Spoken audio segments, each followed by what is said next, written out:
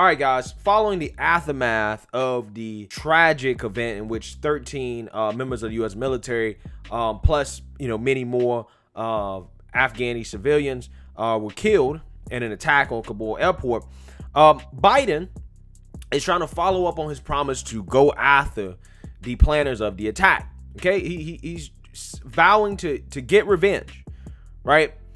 Now, this right here is where it kind of gets complicated, okay? Because all of us, we do want to get revenge for what happened to our American military members, right? We do want to punish those whom targeted us. However, in situations like this, hard decisions must be made, and sometimes those decisions have consequences, and we all know how bad Biden has handled this Afghan withdrawal. He's just screwed everything up. So you should expect for him to screw everything up, even as we pull out the last troops and planes that we have there, that the Taliban don't already have in terms of military equipment. But even as we pull out, expect Biden to screw up. Okay, expect him to screw up. And in the first airstrike that was conducted by the U.S. military, they claimed that they hit ISIS-K planner, right? We're going to call them the K variant moving forward, okay? The K variant. They claim they got two K variant planners, and those were the only two people killed in the strike. Now, a lot of people you knew about who planned this a day after this happened. Y'all already kind of knew. So why didn't you prevent the attack from happening in the first place? Because if you knew this quickly who did it, then you probably had intelligence to tell us that it was coming. Matter of fact, we actually do know they had intelligence to tell us that it was coming, because Biden kept saying that. That's what he was worried about so much. That's why he wanted to pull out so fast, right? Because he figured that this may happen. Okay, so we do know that they definitely knew. So I got some questions about why didn't we do more to prevent this? So maybe we did. I don't know. All I know is that it sounds pretty sketchy. But you know what? We'll give you the benefit of the doubt. Now, after that, there was follow-up strikes, okay? As in, the Biden administration said, we're going to continue to launch airstrikes and basically try to go on the defensive, because our intelligence believes that there could be more attacks at the airport, right? And obviously in a situation like that, Biden does not want more U.S. service members killed. That would literally be the worst thing that could happen to him at this point. So there was a U.S. airstrike that took out a K variant threat targeting the Kabul airport. And I believe this was done yesterday. It says here, a U.S. drone strike took out multiple bombers as a part of an imminent ISIS-K threat to the Kabul airport Sunday, as officials race against the clock to wrap up evacuation efforts in Afghanistan, U.S. officials said. The strike successfully knocked out a vehicle packed with a substantial amount of explosive material, Captain Bill Urban, spokesman for the U.S. Central Command, said in a statement. Quote, U.S. military forces conducted a self-defense unmanned over-the-horizon airstrike today on a vehicle in Kabul, eliminating an imminent ISIS-K threat to Hamad Karzai International Airport, Hari Urban said.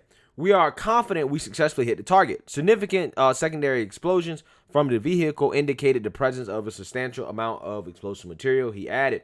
Witnesses said the drone strike had targeted two cars parked in a residential building near the airport. It is unclear if either of the buildings were meant to be a car bomb or intended to transport a bomber, a source told CNN. So that's the story, right? That's what the U.S.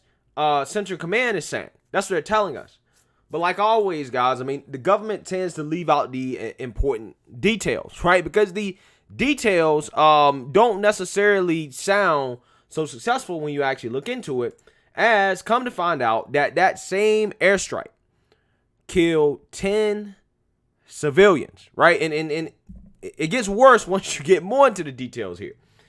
It says the drone strike targeting a vehicle believed to be posed as an imminent K variant threat to Kabul's airport killed 10 Afghan civilians, including 7 children, family members, and witnesses, told the New York Times. Wow. Wow. So this airstrike that we did, right, as a defensive strike, killed 10 Afghan civilians, including 7 children and family members. That's pretty bad. That's pretty bad. That's kind of how you create more enemies, right? You're not really creating more friends when we conduct these type of attacks and you get these type of casualties, right? Probably not good, right? Probably not good. Asked about the reports of civilian casualties, Pentagon Press Secretary John Kirby said at a briefing on Monday, "We're not in a position to dispute it right now." Basically, it's true. We're assessing and we're investigating. Make no mistake, no military on the face of the earth works harder to avoid civilian casualties than the United States military, Kirby said. I don't know, man. I mean, Obama was out here bombing weddings, and Biden's out here bombing families, right? So I don't know. Added that the U.S. is coordinating with the Taliban in addition to examining press reports and other methods of investigation to determine whether civilians were killed. Yep, there we go. Still coordinating with the Taliban. The drone strike was the second carried out by the U.S. military in response to a bombing that killed 13 U.S. service members and over 170 Afghan civilians last week.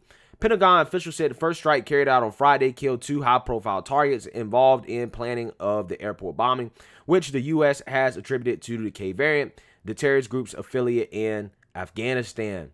Sunday's drone strike targeted an explosive-laden vehicle also believed to be linked to the K variant, according to U.S. Central Command spokesperson Captain Bill Urban. Urban said the military was investigating points of possible civilian casualties and would be deeply saddened at any potential loss of innocent life. Shortly before the drone strike, Zahir Moody, who worked for the Nutrition and Education International charity in Afghanistan, pulled into his street in Kabul, where he lived with his 3 brothers and their families. Witnesses told the Times a number of children came outside to greet Moody when the strike occurred. Per the New York Times, the missile hit the rear end of the car, destroying it, chaparral, and killing Moody and many children surrounding the vehicle. Wow.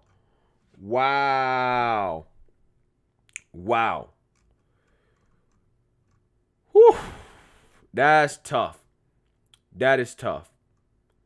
At first, I thought it was the Taliban. Samia Ahmadi's daughter, who was inside the house when the blast struck, told the Times, but the Americans themselves did it. I saw the whole scene, she added. There were burnt pieces of flesh everywhere. Her fiance, Ahmad Nesser, a former Army officer and contractor with the U.S. military who applied for a special immigrant visa, was among those killed. Whew. So, yeah, guys, we basically killed one of our own allies in this strike. And nobody can really say whether or not we actually got the targets that were intended here. But, yeah, this woman just lost her father and her fiance in a drone strike that we conducted. I'm pretty sure her feelings about the U.S. is not going to be positive moving forward. Stephen Cohn, the president of NEI, said Zahir Moody was well respected by his colleagues and compassionate towards the poor and needy, and that he had just recently prepared and delivered soy-based meals to hungry women and children at a local refugee camps in Kabul. Wow. So just to be clear here, guys, we could conduct these airstrikes, the first of whom allegedly got 2 ISIS-K planners in a day, right? And then the second one, which was supposed to be done defensively because they thought that the vehicle be used to carry out another attack, actually ended up killing one of our allies and a ton of children in the process. And like I said earlier in this video, this is how you make enemies, right? This is how you have more problems when stuff like this happens. But, you know, listen, guys, I'm not one of those people that pretends like it is not easier said than it is done, right? Biden's in a tough position here, okay? Because if he was to do nothing and an attack was carried out, then people would be criticizing him for what we did, for not doing anything, right? Well, why didn't you take these people out beforehand? Okay, that's what people will be saying. But the fact that he did, and he decided to play defense, it ended up with civilian casualties. So, I mean, really, it was a lose-lose situation. So I can't really hammer Biden too much on this. But I will say this is a reminder of the cost of war, right? This is why I feel like so many people are getting so fed up with the wars, right? They're getting so fed up with, going overseas and, trying to change other people's ways of life, right? Even if it is democracy and freedom, stuff like that comes with a cost. And ultimately, that cost is that you piss off a lot of people because stuff like this happens in war. And that ultimately kind of works against you. It creates more enemies, right? People who were friends of ours, people who actually helped the military, even those people are getting killed because of these type of things. And again, it's incredibly sad to hear and see stuff like this happen. And to top it off here, it looks like there are reports coming out that we have basically withdrawn everybody. Like everybody's out. Remember, it's the August 31st deadline. I believe that as of recording this video, it is August 31st in Afghanistan. So it looks like all of our U.S. troops are out, right? It looks like we're basically at the end of the war, right? The war has basically ended, okay? That's what it seems like. And there's also reports that some Americans who did want to get out, who did want to evacuate, unfortunately were not able to do so, right? Even though Jen Psaki and company said that no Americans were stranded. So I don't know, man. Maybe Joe thinks that the Taliban will take care of them since we left them a list of Americans and allies that we have in Afghanistan. Probably is not a good idea. It's sad, man. I'm just at a loss of words, to be quite honest with you. I really am about this whole Afghanistan situation. It seemed like it all happened so fast, right? I mean, it was just 2 or 3 weeks ago this thing started, and now we're here, and it's like it feels like the worst disaster / failure ever. It really does. But like I said, I mean, this is just a reminder of just how bad things are going for Biden. It's almost like dude just can't get a W anywhere, right? He cannot get a W anywhere. They can't even carry out a strike without some controversy. They can't. So let me know what you guys think. Make sure you like, comment, and subscribe. Most importantly, share a Black conservative perspective. Peace.